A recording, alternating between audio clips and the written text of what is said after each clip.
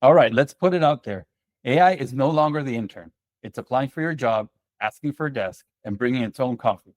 And depending on who you ask, that's either genius efficiency or a Black Mirror episode waiting to happen. We've seen CEOs go from experimenting with AI to prove a human can do it better before you even think about hiring. It's the kind of moment where we pause and go, wait, are we building a future with more time to think, or are we quietly coding ourselves out of relevance?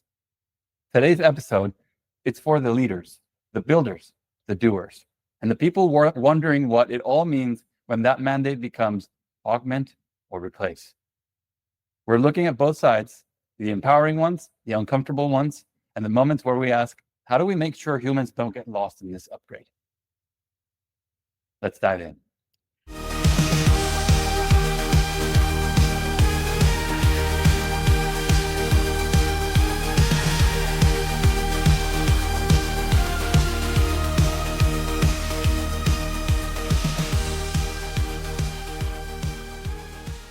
Welcome back to Looking Forward, the podcast where we explore the future through technology, business, and society. I'm Jen. I'm Alejandro. Today we're tackling a provocative question. To augment or to replace? That is the AI question. Can it be both? Maybe it can be both. Yeah, could be both. Okay, we'll unpack both sides of it and share some real examples from marquee companies whose CEOs have issued bold AI mandates, driving either workforce augmentation or outright replacement. There's a lot of headlines going around right now from big companies making bold statements when it comes to augmenting or replacing with AI technology. So lots to unpack. Yeah, this is going to be great. By the end of it, our goal is you'll be able to understand how organizations can strike a balance, right, between augmentation and replacement. Let's start with some high-profile pronouncements. In January at Microsoft Ignite, CEO Satya Nadella declared that Copilot is the UI for AI. Every employee will have a Copilot that knows them and knows how they work. Essentially, he's turning Copilot into a mandate, equipping every team member with AI superpowers. And then Salesforce, right? Marc Benioff went even further than that. He said, I will be the last CEO of Salesforce who only manages humans. From this point forward, we will be managing not only human workers, but also digital workers. That's a CEO openly reshaping his entire workforce structure around AI. And now this one is quite a gauntlet being thrown by Shopify's Toby Lutke. In a now public internal memo, he's made it crystal clear that no new hires will be approved unless teams first prove that AI can't do the job. So this isn't just dipping a toe into AI, it's elevating it to the default candidate in every hiring conversation. This represents a dramatic shift. Historically, businesses saw AI as more of an assistant, right? A helpful secondary option. Shopify is firmly placing AI at the center of every hiring decision.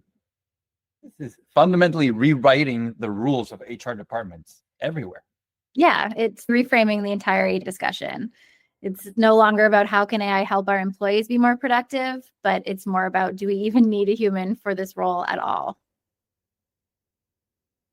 What are your gut reactions to this policy? Do you think it's visionary leadership, or do you think this is veering into some dystopian territory? Yeah, I mean, that's not a hiring policy. Plot twist. That's true. And Shopify is a company that a lot of people look up to in terms of a modern, fast-growing, great culture type of place. They've been very innovative in the way that they've transformed their development cycles and developer programs and platforms.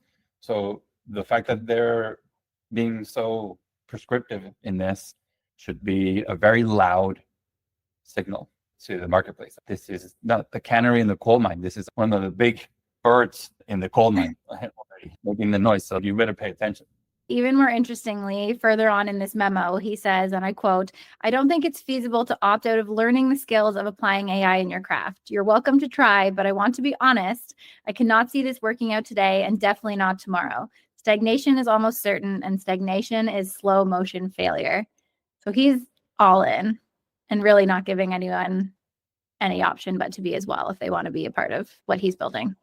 Yeah, what he's saying is the old adage of saying you're not going to get replaced by AI, you're going to get replaced by someone who's using AI. That's it. Yep. So he's saying it's not an option whether or not you should use AI. You either use AI or you're out.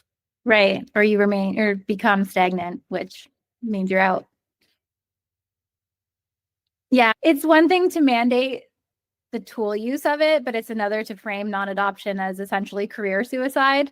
It's like a level of urgency that I think is forcing a lot of organizations to ask, am I okay with similar stagnation on my own team? Is this something maybe as a leader that I should be thinking more strategically or more urgently about?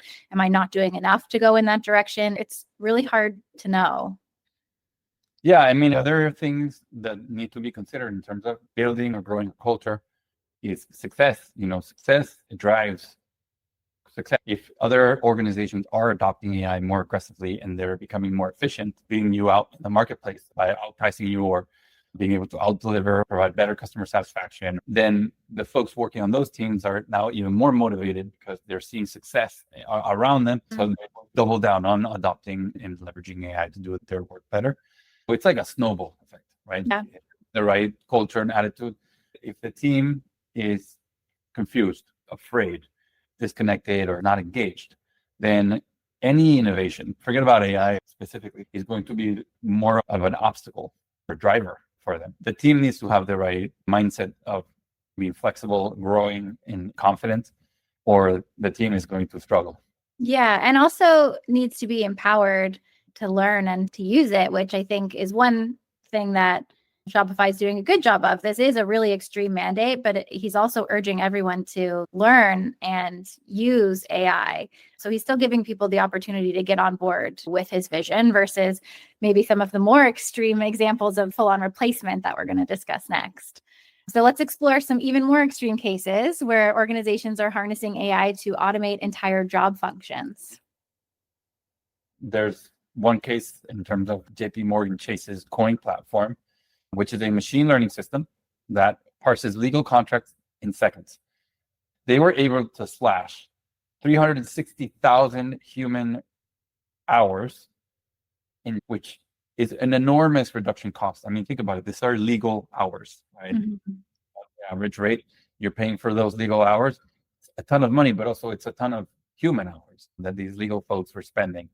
And that's now being replaced by this machine learning solution, Coin. It's not an augmentation, it's a direct replacement. This is a lot more straightforward in that sense. Yeah, for sure. And yet these platforms are still requiring ongoing investment. So while they're saving in those hours, there's also a lot of data scientists, model retraining, cybersecurity safeguards, and infrastructure that goes into operating these models. A McKinsey report, for example, estimates that enterprises spend 20 to 30% of AI budgets just on model upkeep and governance alone. Okay. We know that replacement is one of the biggest concerns people express about AI adoption, right? It's job security. According to a recent survey, 28% of employees actively fear being replaced by AI, while 33% feel AI discriminates their own creativity and the value of their role. Even more concerning, nearly 1/3, 31% of workers admit they've intentionally undermined their company's AI initiatives, either due to distrust, insecurity, or resentment towards technology itself. This is exactly what we were talking about. Now it's backed up with data. It's not just us like, oh, I think that if people are not embracing AI, then they're not going. No. They're sabotaging innovation. Literally. 31 are literally sabotaging the implementation of AI. What are your thoughts on that? Among younger employees, specifically millennials and Gen Z, the resistance jumps higher to 41%, having admitted to some form of AI sabotage. So they're not just minor issues either. It's employees deliberately withholding critical security info, entering sensitive company data into unauthorized AI tools, and even feeding poor quality inputs into the systems to make them seem less effective. The people, they're fighting back. They're scared. They're scared of And replacement. defensive. Well, this is 31%. So it's not everyone. It's a third. I'd be interested to know whether these are the top performers in these companies that are not embracing the new technology and are sabotaging innovation. Maybe it's the ones who are like, oh my God, this person who is 5 times more effective than I am is now using AI to be 50 times more effective than I am. And if I use AI, I'll be 30 times more effective than I am now, but still not as effective as that person. So I'm just going to sabotage the whole thing. That's fair to think that at least some people are probably thinking that way. I would think even more so, it's people who are just afraid of being left behind. Do you know what I mean? And not even in terms of adapting the technology, but just in there being fewer options, it seems, if so much more can be done by a machine versus what humans used to create on their own. So it does feel a little limiting. And I don't know, I think it's making a lot of people question if what they're doing is relevant, if it's important enough to survive this shift that's happening. It's a deeper feeling of meaning if it's so easy to be augmented by a machine, then what was the point of my work in the first place? Yeah, I mean, we can always zoom out and look at it from a larger point of view. And I think about it, I'm like, okay, it's also about like your personal philosophy, right? If you're like an optimist, you're going to say, oh, I'm not thinking about the workforce shrinking. I'm thinking about the workforce shifting.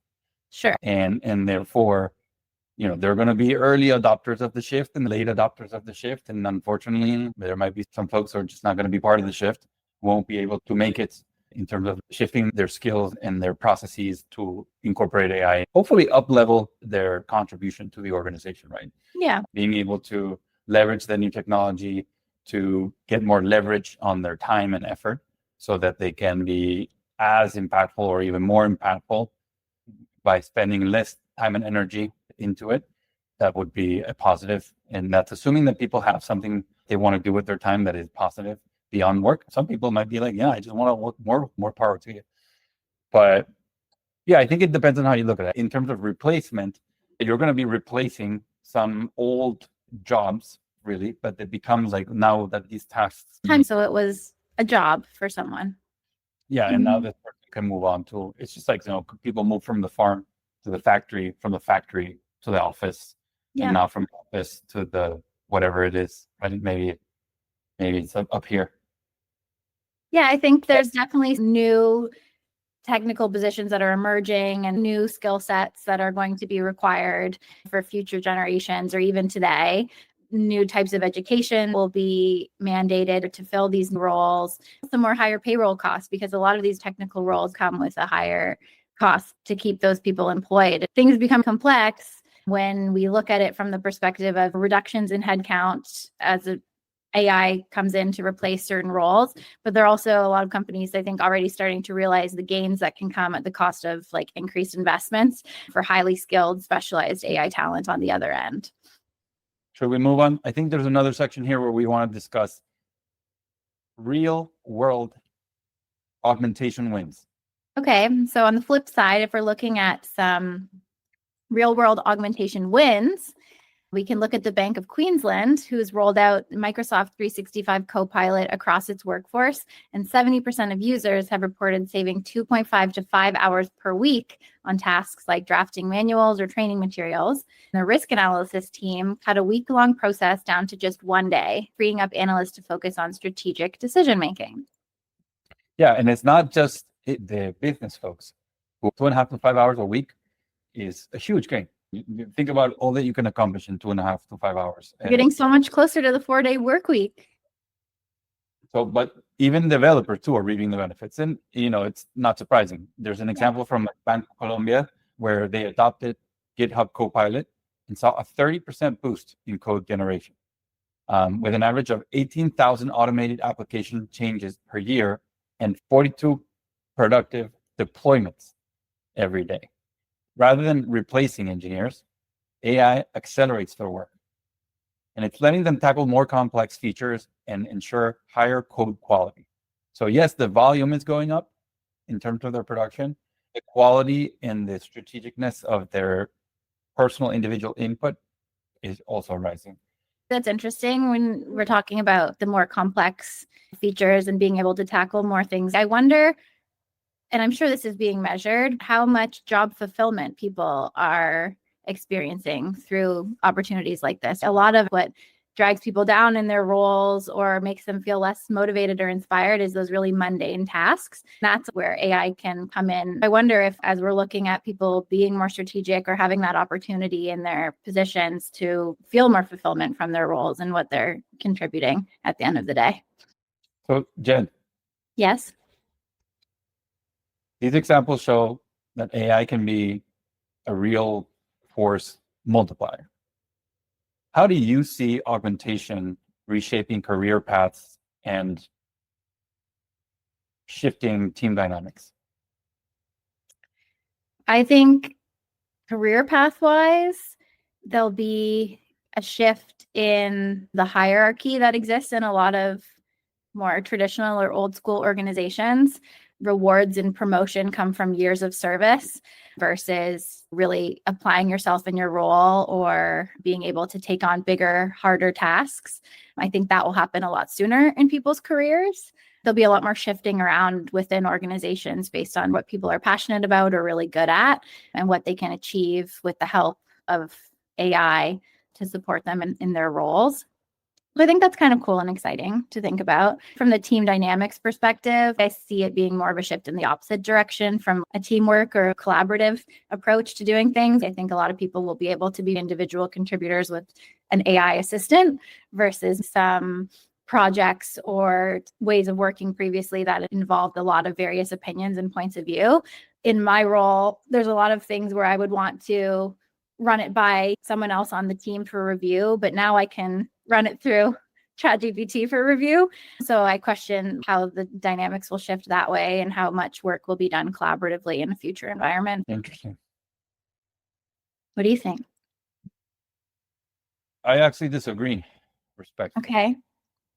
I think that when new technology comes out, we tend to use it on a one-to-one basis first, and then we learn how to use it together. So when the first computers came out, you were getting the machine time, just you and the machine with the paper things. Very intimate communication process between the human. You literally had to take pieces of cardboard and put holes in it and then feed it to the machine. It's like very visceral, like physical, one-to-one thing. And then we got better at building devices to interact with the machine. And we could interact with the machine and then networks, and then we were able to interact with the machine together. In the future, let's do a thought exercise. Let's say you and I are working on the same thing, in which we are in many cases working on similar things. You and I are engaging with an LLM separately, right? It's not as efficient. You might solve something that I'm going to solve, and then we're going to do it twice. So it's a waste. So I start to think, no, we should be in the same room, and this LLM should be in the same room with both of us, having a conversation. Then I extrapolate from there, and I think that ultimately it's like humans and LLMs, and you only need one of the LLM for all the humans working together on something. Then we can all communicate at the same time, separately, however you want, but we're still all communicating the same way. We kind of have that in our enterprise OpenAI account. I don't think we do it as well in the other accounts, but definitely in the OpenAI one, where we have like a collective knowledge base. What I do think could happen is that if a person is more of an introverted type and doesn't want to make decisions about real-time engagement or interaction with other humans, then that person can deploy some sort of AI LLM representation of themselves, our AI agent, to do that part, because that's the part they don't want to do. In that case, that person is able to be more isolated, but also more social, if you think about it. I think we have a natural tendency to want to be together and share this life experience as humans. And I think no matter where the technology goes, that's going to remain true. We'll find a way to give, just like those very brave rebels, that 31% who's saying,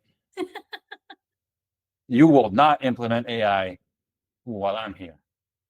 What are we talking about? We're talking about how augmentation will reshape career paths and team dynamics. Yeah. I think augmentation will accelerate career paths, not just in the traditional accelerate, like, oh, people are going to be able to get promotions faster. I think also people will be able to make decisions about their careers faster. Yeah, I think you're right. Because like a lot of times we're like, oh, there's a gap in information when you're trying to switch from one career to another or from one job to another. And LLMs are enabling you to really shrink that time frame of like, I don't know what this is to, well, I can ask whatever, I pretty quickly figure out what anything is. You can get a better sense of the knowledge that you need and the skills that you need to do the job that you are doing and decide whether or not it's right for you, as opposed to having to explore for longer time and figuring it out. I think there is a valid concern about those who are just starting out in their careers and what it means for them. A lot of what AI can currently do is that more entry-level work in a lot of traditional organizations. And so there's a lot of fear around how people will start out in their careers in those early days where it's about learning as you go or shadowing others. A lot of entry-level positions are being eliminated as a result of AI implementation. So that's a fear for sure. But I think the rest of the education system will help offset that in how it's changing education and learning for youth anyway. It'll be interesting to see the impacts that has. Augmentation wins are all about where humans and machines each play their strengths. That's the path to a sustainable future-proof growth. I think we spoke to this already, but AI won't replace humans. Humans with AI will replace humans without AI. It's about ensuring that employees adopt AI tools to deliver even better outcomes versus none at all. A wise model once said, you do not have to be an AI expert to be an expert with AI. Balancing the human AI workforce. Let's bring it all together. All right. So I think to augment or replace really is the AI question. The most visionary companies will be those who can both amplify human ingenuity while still using AI and thoughtfully managing the shift it brings. Thanks for joining us on today's exploration. If you enjoyed today's episode, please subscribe, leave a review, and share your thoughts. How is your organization navigating its AI mandate? Also, go to alejandrojagerman.com to check out my new weekly newsletter, email newsletter going out every Monday morning. No fluff, no gimmicks, no hacks, just honest opinions on what's going on in technology and leadership today. Sign up. Be one of the first few readers. If you reply, guess what? I'm going to get your reply and we can start a conversation. How's that sound?